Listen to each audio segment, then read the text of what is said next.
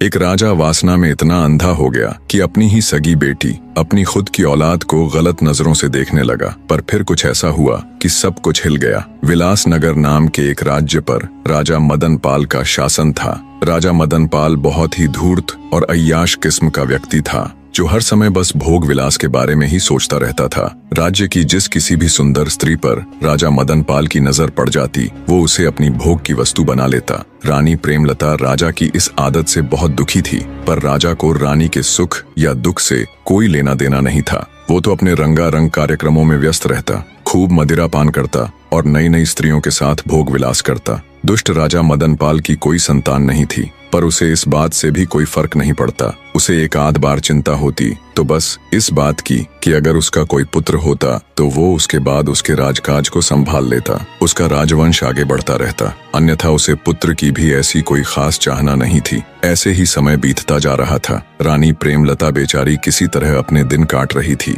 एक दिन रानी की तबीयत बिगड़ गई। राजवैद्य को बुलाया गया। जब राजवैद्य ने रानी की जांच की तो पता चला रानी प्रेमलता गर्भ से थी। ये खबर जब राजा मदनपाल को लगी तो उसे बहुत सुकून मिला। उसकी आदतों में कुछ सुधार होने लगा, पर यह सुधार बहुत ही कम समय तक था। 9 माह बाद रानी प्रेमलता ने एक बहुत ही अद्भुत और सुंदर कन्या को जन्म दिया। पुत्र की राह देखने वाले राजा को जब इसकी खबर लगी तो उसके खून का पानी होते देर न लगी। उसने तुरंत रानी के पास संदेशा भिजवाया कि उसकी कोख से जन्म लेने वाली लड़की का वो कभी मुख तक नहीं देखेगा। वो अपनी बेटी को मुझसे दूर ही रखे। अगर कभी मुझे वो नजर आई तो मैं तुरंत रानी सहित उसको मृत्यु के घाट उतार दूंगा। बेचारी रानी को जब राजा का ये संदेश मिला तो वो खून का घूंट पीकर रह गई। इसके अलावा वो बेचारी और कर भी क्या सकती थी। अब रानी के पास एक सहारा था, तो वो थी उसकी नवजात कन्या। रानी को तो पुत्री के रूप में जैसे नया जीवन मिल गया था। अत्यंत सुंदर नयन नक्श वाली उस अद्भुत कन्या में तो जैसे रानी प्रेमलता के प्राण बसते थे।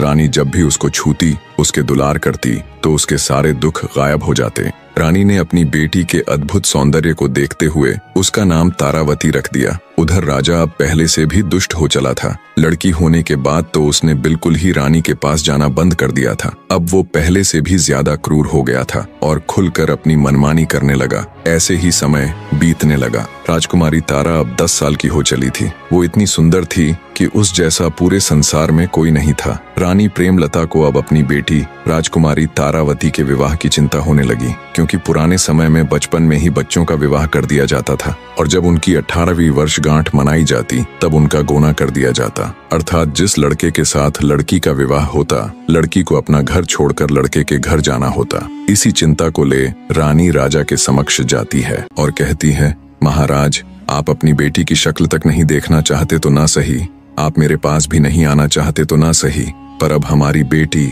10 वर्ष की हो चुकी है। कम से कम अपनी बेटी के लिए नहीं तो इस समाज की खातिर ही सही। लोग क्या कहेंगे कि क्यों राजा अपनी बेटी का विवाह नहीं कर रहा। इस उम्र में तो सब अपने बच्चों के विवाह कर ही देते हैं। इसलिए हे राजा, जल्दी से राजकुमारी के लिए कोई योग्य वर देखकर उसका विवाह कर दो। अनमने ढंग से रानी प्रेमलता की बात सुन रहे राजा ने जब उनकी बातों पर विचार किया तो सोचा रानी ठीक ही कह रही है, सब क्या सोचेंगे। इसी विचार के साथ राजा ने राजकुमारी तारावती के लिए ना चाहते हुए भी वर ढूंढना शुरू कर दिया और कुछ ही दिन बाद पास के ही एक प्रतापगढ़ नामक राज्य में राजकुमारी तारावती का रिश्ता पक्का कर दिया। प्रतापगढ़ के ऊपर उन दिनों राजा धर्मपाल का शासन था। उनका एक ही पुत्र था जिसका नाम अभिमन्यु था। तय समय पर युवराज अभिमन्यु के साथ राजकुमारी तारावती का विवाह संपन्न हो जाता है। ऐसे ही समय बीतता गया। राजकुमारी तारा अब 18 वर्ष की हो चुकी थी। वो अब पहले से भी कहीं अधिक सुंदर हो गई थी। राजकुमारी तारा को भगवान ने जितना सुंदर रूप दिया था वैसी ही उसकी बुद्धि भी थी।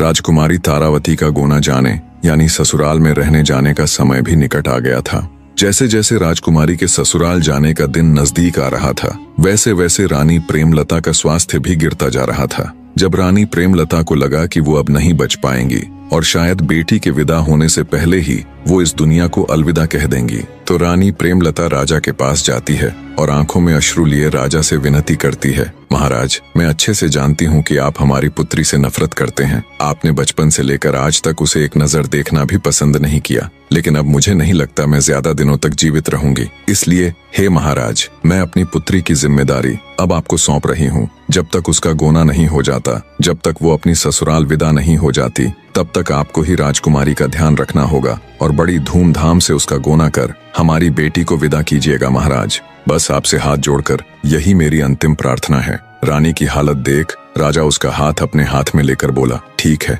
मैं हमारी बेटी का ध्यान रखूंगा। राजा से तसल्ली मिलने के बाद रानी प्रेमलता का देहांत हो जाता है। रानी के देहांत के बाद उससे किए गए वादे के अनुसार राजा मदनपाल राजकुमारी तारावती को संदेश पहुंचवाते हैं कि आज वो उससे मिलने आएंगे। जब राजकुमारी तारावती को अपने पिता का संदेश मिला तो उसकी खुशी का कोई ठिकाना नहीं था। जिंदगी में पहली बार आज वो अपने पिता से मिलने वाली थी। दरबार के कामों से निवृत्त हो जब राजा राजकुमारी तारावती से मिलने जनाना महल जाते हैं और उसे आवाज लगाते हैं, तब राजा की आवाज सुन जैसे ही राजकुमारी तारा राजा के सामने आती है तो राजकुमारी तारा को देखते ही मदनपाल सुन्न पड़ जाता है। अपनी ही सगी बेटी को दुष्ट राजा गलत नजरों से देख रहा था। राजकुमारी तारा को जब राजा मदनपाल ने पहली बार देखा तो वो ये भूल गया कि उसके सामने कोई और नहीं बल्कि उसकी अपनी सगी बेटी है। राजा ने आज तक इतनी सुंदर कन्या नहीं देखी थी। मदनपाल को ये विश्वास ही नहीं हो रहा था कि सामने खड़ी ये खूबसूरत कन्या उसकी वही बेटी है जिससे वह जन्म से ही नफरत करता आया है। इतनी नफरत कि आज तक उसने उसकी शक्ल तक देखना गवारा नहीं था। पर आज जब पहली बार उसने अपनी बेटी को देखा तो अपनी सुध बुद्ध खो बैठा और बस एकटक उसे ही देखे जा रहा था। राजा मदनपाल की आंखों में पिता का प्रेम नहीं बल्कि वो दुष्ट दरिंदा था जो अपनी सारी मान मर्यादा भूलकर गंदी निगाहों से राजकुमारी को घूरे जा रहा था। राजकुमारी को देख राजा मदनपाल के मुख से एक शब्द भी नहीं निकला और वो बिना कुछ बोले चुपचाप वहां से वापस अपने शयन कक्ष में लौट आया। दुष्ट राजा वासना के वशीभूत हो अब बस राजकुमारी तारावती के बारे में ही सोचे जा रहा था। उसका दिमाग एकदम से सुन्न पड़ गया था। रह रहकर उसकी आंखों के सामने राजकुमारी तारावती का वही मुस्कुराता चेहरा आ रहा था। राजा को ऐसे ही बैठे बैठे पता नहीं कब दिन से रात और कब रात से दिन हो गया। उसके दिमाग से राजकुमारी तारावती की छवि हट ही नहीं रही थी। उसके मस्तिष्क में हजारों सवाल जवाब, हजारों तर्क वितर्क एक साथ चल रहे थे। इधर बेचारी राजकुमारी तारावती भी असमंजस में थी। जिस पिता से मिलने के लिए वो इतनी आतुर थी, जिस पिता को उसने पैदा होने के बाद अपने जीवन में आज पहली बार देखा था, पहली बार मिली थी, पता नहीं क्यों, पर उससे मिलने के बाद राजकुमारी को लेश मात्र भी खुशी महसूस नहीं हो रही थी। वो तो ये सोच सोच कर परेशान थी कि उसे उसके पिता के चेहरे पर ऐसे कोई भाव नजर ही नहीं आए कि वो अपनी उस बेटी से मिलने आए हैं जिसे उन्होंने 18 वर्ष तक नहीं देखा। उल्टा उनके चेहरे पर तो वे भाव थे जो एक लोभी पुरुष के चेहरे पर किसी सुंदर स्त्री को देखने पर आते हैं। उधर जब राजा मदनपाल को यह एहसास हुआ कि सुबह हो चुकी है तो उसने तुरंत अपने नौकर को आदेश देकर घोड़ा गाड़ी तैयार करने को कहा। आनन फानन में बावरा सा हुआ राजा घोड़ा गाड़ी में बैठ जंगल की तरफ एक साधु महात्मा के ठिकाने की ओर चल पड़ा। कुछ ही देर में राजा अपने नौकर के साथ साधु महात्मा जी के ठिकाने पर जा पहुंचा। राजा ने साधु जी को प्रणाम किया और बैठ गया। इतनी सुबह सुबह राजा को अपने पास आया देख थोड़े आश्चर्य से साधु जी बोले, कहो वत्स, आज इतनी सुबह सुबह कैसे आना हुआ? सब कुशल मंगल तो है? तब राजा मदनपाल महात्मा से बोला, हे साधु महाराज, कल रात से मैं एक छोटी सी उलझन में हूँ। राजा की बात सुन महात्मा जी बोले, बताओ वत्स, ऐसी क्या उलझन है जो तुम्हें इतनी सुबह सुबह मेरे पास खींच लाई? राजा मदनपाल बोला, प्रभु, यदि किसी ने आम का पेड़ लगाया हो, उसकी दिन रात सेवा की हो और कई वर्षों बाद जब वो पेड़ फल देने लगे तो जिसने वो पेड़ लगाया है, क्या वह उसके फल को किसी और को देने की बजाय स्वयं नहीं खा सकता? अगर वह स्वयं पेड़ के लगे फलों को खा ले तो क्या ये कोई अपराध होगा? राजा की बात सुन महात्मा जी बोले, नहीं राजन, अगर बात पेड़ के फल खाने की ही है तो इसमें भला क्या पाप हो सकता है? अपनी मनमानी कहानी बनाकर और महात्मा जी के आगे कुछ का कुछ बताकर घिनौना राजा अपने मन को तसल्ली देता है कि उसकी गंदी सोच गलत नहीं है और खुशी खुशी महात्मा जी से विदा लेकर वापस अपने महल की तरफ चल पड़ता है। राजा के साथ गए उसके नौकर भीमा को राजा की ये कहानी और उसका ये व्यवहार बहुत अजीब लग रहा था, पर राजा से कुछ कहने या पूछने की भला उसकी क्या मजाल। इधर बेचारी राजकुमारी को भी रात भर ठीक से नींद नहीं आती। सुबह होने पर वो अनमने मन से उठती है, पर अब भी कल की बातें रह रहकर उसके दिमाग में उथल पुथल मचाए हुए थी। अंततः राजकुमारी तारा ने सोचा कि कहीं ये सब उसका वहम तो नहीं, क्या पता उसके पिता ऐसे ना हो और वो ही उनके बारे में कुछ भी अनाप शनाप सोचे जा रही हो। इसी सोच के साथ राजकुमारी अपने पिता से बात करने का निर्णय लेती है और जब उनके निवास स्थान पर जाती है तो राजा को वहां नहीं पाती, क्योंकि राजा उस समय जंगल में महात्मा जी के पास गया हुआ था। राजा मदन पाल महात्मा से मिलकर वापस अपने महल आ जाता है। काफी देर सोच विचार कर वो एक पत्र लिखता है और वो पत्र अपने नौकर भीमा को देते हुए उसे हुक्म देता है कि इस संदेश पत्र को लेकर तुम फौरन प्रतापगढ़ जाओ और राजा धर्मपाल को ये पत्र दे देना। राजा का हुक्म मिलते ही नौकर भीमा तुरंत प्रतापगढ़ के लिए निकल पड़ता है। कुछ ही घंटों का सफर कर वो प्रतापगढ़ पहुंच जाता है। राजा धर्मपाल दरबार लगाए राजसभा में बैठे थे। भीमा राजा धर्मपाल को प्रणाम कर जब राजा का दिया पत्र उन्हें देने लगता है तो राजा धर्मपाल कहते हैं, क्या संदेश लाए हो, जोर से पढ़कर सुनाओ। तो आदेश पाकर भीमा उस पत्र को राज्यसभा में पढ़ने लग जाता है, जिसमें लिखा था, प्रिय राजन, मुझे यह बताते हुए बहुत दुख हो रहा है कि मेरी पुत्री और आपकी पुत्रवधू राजकुमारी तारावती अपनी मां की मृत्यु का सदमा बर्दाश्त नहीं कर पाई और इस दुनिया से चल बसी। मैं यह सूचना आपको बहुत पहले ही देना चाहता था, लेकिन मैं खुद पहले अपनी पत्नी और फिर अपनी बेटी के खोने के कारण सदमे में था। आज भी बड़ी हिम्मत करके ये संदेश लिख पाया हूँ। हे राजन, आप राजकुमार अभिमन्यु के विवाह हेतु कोई अन्य राजकुमारी ढूंढ लीजिए। खेद के लिए आपसे माफी चाहता हूँ। राजा मदन पाल। ये खबर सुनते ही राजा धर्मपाल को बहुत बड़ा धक्का लगा, पर राजा धर्मपाल से कई गुना ज्यादा धक्का संदेश लेकर आए नौकर भीमा को लगता है। सुबह महात्मा के पास जाने वाली घटना और अब ये पत्र, उसे क और ख जोड़कर राजा के बुरे इरादे समझने में ज्यादा वक्त नहीं लगा। नौकर भीमा को जब राजा के बुरे इरादे का पता चलता है कि दुष्ट राजा अपनी ही सगी पुत्री के बारे में बहुत ही गंदे विचार पाल रहा है, तो वो तेजी के साथ अपने घोड़े को विलासनगर की ओर दौड़ा देता है। पुराने समय में जब राजा महाराजाओं का विवाह होता था, तब लड़की का पिता अपनी बेटी को धन दहेज के साथ ही नौकर चाकर भी दिया करते थे। नौकर भीमा भी ठीक उसी तरह रानी प्रेमलता के साथ विलासपुर आया था, इसलिए वो हमेशा से ही रानी प्रेमलता के प्रति वफादार रहा था। जब उसे राजा के अनिष्ट इरादों का पता चला तो वो कैसे भी करके रात होने से पहले राजकुमारी तारावती के पास पहुंचकर उसे इन सब बातों से अवगत करवाना चाहता था। वो तेजी के साथ विलासपुर की ओर बढ़ रहा था। इधर जब राजा मदन पाल के द्वारा भेजे गए संदेश की सूचना राजा धर्मपाल के पुत्र राजकुमार अभिमन्यु को लगी तो वो बेचारा एकदम सन्न रह गया। राजकुमार की हालत ऐसी थी कि काटो तो खून नहीं, जैसे उसके शरीर में प्राण ही न हो। जब आज से 7-8 साल पहले उसका विवाह राजकुमारी तारावती के साथ हुआ था, तब राजकुमार अभिमन्यु ने तारावती की एक झलक देखी। वो उसकी कजरारी आंखें, वो उसका मासूमियत से भरा चेहरा, तब से ही वो राजकुमारी के साथ अपना जीवन बिताने के सपने संजो रहा था। इन बीते वर्षों का एक एक दिन उसने यही सोचकर काटा था कि एक दिन तो ऐसा आएगा जब उसकी पत्नी यानी राजकुमारी तारावती उसके पास आ जाएगी। भारी हृदय और आंखों में अश्रु लिए राजकुमार अभिमन्यु को बिल्कुल भी यकीन नहीं हो रहा था कि उसकी पत्नी अब इस दुनिया में नहीं रही। उधर दुष्ट राजा मदन पाल ने अपनी घिनौनी योजना के तहत सभी नौकरों को छुट्टी दे दी और महल की सुरक्षा में खड़े सिपाहियों को सख्त हिदायत दी कि आज रात कोई भी महल के अंदर न आने पाए और न ही कोई बाहर जाने पाए। दिन ढल चुका था, शाम हो चुकी थी। शाम होते होते नौकर भीमा भी राजमहल के मुख्य द्वार पर पहुंच गया, पर जब वो अंदर जाने लगा तो वहां मौजूद पहरेदारों ने उसे रोक लिया और बोले, क्या तुम्हें पता नहीं कि आज महाराज ने सभी को छुट्टी दे रखी है? पहरेदारों की बात सुन एक बार के लिए तो भीमा सख्ते में आ गया, पर फिर बुद्धि से काम लेते हुए वो बोला,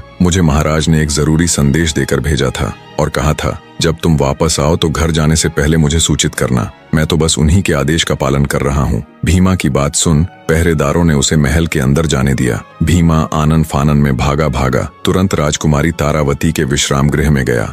नौकर भीमा चुपके से राजकुमारी के कमरे में दाखिल होता है। विचारों में खोई राजकुमारी की नजर जब नौकर के ऊपर पड़ती है तो वो भड़क कर गुस्से में चिल्लाने ही वाली थी कि नौकर भीमा बोल पड़ता है, माफ कीजिएगा राजकुमारी जी, जो ऐसे अचानक बिना इजाजत के आपके कक्ष में चला आया, पर बात ही कुछ ऐसी थी कि मुझे ऐसे आना पड़ा। भीमा की बात सुन राजकुमारी थोड़ी शांत हुई और बोली, बताइए काका, ऐसी क्या बात है जो आप इस तरह मेरे कक्ष में आए? तब नौकर भीमा राजकुमारी तारा के आगे राजा के सुबह महात्मा जी से मिलने वाली बात से लेकर उनके दिए झूठे संदेश को लेकर प्रतापगढ़ जाने तक की पूरी घटना विस्तार पूर्वक कह सुनाता है और कहता है, माफ कीजिएगा राजकुमारी जी, छोटा मुंह बड़ी बात, पर जो पिता अपनी बेटी को उसके गौने के समय उसकी ससुराल न भेजकर वहां उसकी मृत्यु का झूठा संदेश भिजवाता है, उसके मन में कुछ तो बहुत ही घिनौना षड्यंत्र चल रहा है। नौकर भीमा की सारी बात सुन राजकुमारी तारा के पैरों नीचे से जमीन खिसक जाती है। आगे नौकर भीमा कहता है, बेटी, नादान उम्र में ही आपकी स्वर्गीय माताजी के साथ मैं यहाँ विलासनगर में आ गया था, तब से मैं हमेशा उनके प्रति पूरा वफादार रहा हूँ। जब आप छोटी बच्ची थीं, तब मैंने आपको अपनी गोद में खिलाया है, इसलिए जब मुझे ये सब पता चला तो आपको बताना जरूरी समझा। अब मैं जा रहा हूँ। इतना कहकर भीमा वहाँ से चला जाता है। राजकुमारी तारा के ऊपर तो जैसे आसमान टूट पड़ा था। वो बेचारी खड़ी खड़ी जम गई। झरने की तरह उसकी आंखों से टप टप आंसू बह रहे थे। उसका दिमाग एकदम से सुन्न पड़ गया था। एक बार के लिए तो उसे ऐसा लग रहा था कि जैसे वो अपने पिता के बारे में कुछ भी अनाप शनाप सोचे जा रही है। कोई पिता इतना नीच कैसे हो सकता है? पर नहीं, उसने जैसा सोचा वो सब बिल्कुल सही था। सभी तार उसके दिमाग में जुड़ने लगे। वो खुद को उस आम के पेड़ से और अपने पिता को पेड़ के मालिक से जोड़कर देखने लगी। उसे समझते देर न लगी कि क्यों उसके दुष्ट बाप ने उसकी ससुराल में उसकी मौत का झूठा समाचार भिजवाया है। जब उसकी माँ जीवित थी तो उसने अच्छे से राजकुमारी को उसके पिता की आदतों से अवगत करवाया था, लेकिन वो इतना गिरा हुआ और इतना नीच हो सकता है, उसकी सोच इतनी गंदी हो सकती है, ऐसा वो कभी सपने में भी नहीं सोच सकती थी। कुछ देर तक राजकुमारी अचेत अवस्था में बैठी आंसू बहाती रही। फिर उसने विचार किया कि अब उसका यहाँ एक पल भी रुकना उचित नहीं है। उसका दुष्ट पिता कभी भी यहाँ आ सकता है, पर इतनी रात को वो जाएगी कहाँ? अंततः राजकुमारी ने फैसला किया कि चाहे वो कहीं भी जाए, पर यहाँ तो अब और एक पल भी नहीं रुकेगी। बड़ी हिम्मत करके राजकुमारी ने खुद को संभाला। उसने कुछ वस्त्र और कीमती जेवरात अपने साथ लिए और बिल्कुल साधारण से वस्त्र पहनकर जब वो महल के द्वार पर पहुंची तो वहां मौजूद पहरेदार उसे रोक लेते हैं। कौन हो तुम और अंदर क्या कर रही थी? आज तो महाराज ने सबकी छुट्टी कर रखी थी ना। पहरेदारों की बात सुन राजकुमारी तारावती ठिठक कर रुक जाती है। पहरेदारों के रोकने पर हिम्मत करके राजकुमारी बोली, मेरा नाम सुलोचना है, मैं राजकुमारी जी की सेविका हूँ। आज उनकी तबीयत कुछ ठीक नहीं थी तो उन्होंने मुझे रोक लिया था। चूंकि अब वो थोड़ा ठीक महसूस कर रही है तो उन्होंने मुझे ये कहकर भेज दिया कि तुम तुरंत अपने घर चली जाओ, क्योंकि आज राजा महाराज ने सभी नौकरों की छुट्टी कर रखी है। अगर तुम यहाँ रुकोगी तो उनके आदेश की अवहेलना होगी। नौकरानी बनी राजकुमारी की बात सुन पहरे पर खड़े पहरेदारों को विश्वास हो गया तो उन्होंने राजकुमारी तारा को बाहर जाने दिया। पहरेदारों को चकमा दे राजकुमारी तारावती बाहर तो आ गई, पर अब उसके सामने उससे भी बड़ी समस्या ये थी कि आखिर इतनी रात को वो कहाँ जाए। थोड़ी दूर चलने पर राजकुमारी को एक खंडहर नुमा घर दिखाई दिया। राजकुमारी तारावती ने सोचा, आज की रात यही काट लेती हूँ, सुबह होने पर ही कहीं जाऊंगी। इसी सोच के साथ राजकुमारी उस वीरान पड़े घर के अंदर जाकर एक जगह बैठ गई। उसे अपनी किस्मत पर रोना आ रहा था। कहा तो वो महलों में रहने वाली राजकुमारी थी और कहा अब अपने उस दुष्ट पिता के कारण खंडहरों में रात काटनी पड़ रही है। ऐसे ही बैठे बैठे उसकी रात कट जाती है। जब सुबह का थोड़ा उजाला दिखा तो राजकुमारी फिर से चल पड़ती है। उसे इस बात की चिंता भी थी कि अगर उसका दुष्ट बाप उसके कमरे में आया तो उसके वहां न मिलने पर उसकी खोज शुरू हो जाएगी। इसलिए वो जल्दी से जल्दी जितनी दूर हो सके जाना चाहती थी। राजकुमारी तारा पूरी तेजी के साथ दिशाहीन आगे बढ़ती जा रही थी। इधर जब सुबह हुई तो जैसा राजकुमारी ने सोचा था वैसा ही हुआ। राजा मदनपाल सुबह होते ही उसके कमरे में आया। जब उसे वहां राजकुमारी नहीं मिली तो उसकी छाती पर तो सांप सा लेट गया। पूरे महल में राजकुमारी की तलाश की गई पर वो कहीं नहीं मिली। मिलती तो जब वो वहां होती। निराश राजा मदनपाल हाथ मलता रह गया। चलते चलते राजकुमारी तारा जब थक गई तो पास ही दिखाई दे रही एक नदी के किनारे थोड़ी देर विश्राम करने के लिए बैठ गई। प्यासी राजकुमारी जब नदी से पानी पीने लगी तो उसे पानी में अपनी परछाई दिखाई दी। परछाई देख उसे अपने सुंदर रूप से घिन आने लगी। सोचा ऐसा रूप किस काम का जिसे देख अपने ही हैवान बन जाए। अगर वो कुरूप पैदा हुई होती तो शायद उसे आज ये दिन ना देखना पड़ता। टूटी हुई आत्मा और थके हुए शरीर के साथ राजकुमारी वहीं बैठी रही। अचानक उसके मन में ख्याल आया, क्यों ना वह अपनी ससुराल चली जाए और उसके साथ जो बीता है वो सब उनके आगे बयान कर दे। फिर सोचने लगी, किस मुंह से उन्हें ये सब बताऊंगी और क्यों वो मेरा यकीन करेंगे। तभी उसके दिमाग में एक विचार आया कि क्यों ना इस पापी रूप को ही खत्म कर दिया जाए। ना रूप रहेगा और ना कोई इसका चाहने वाला।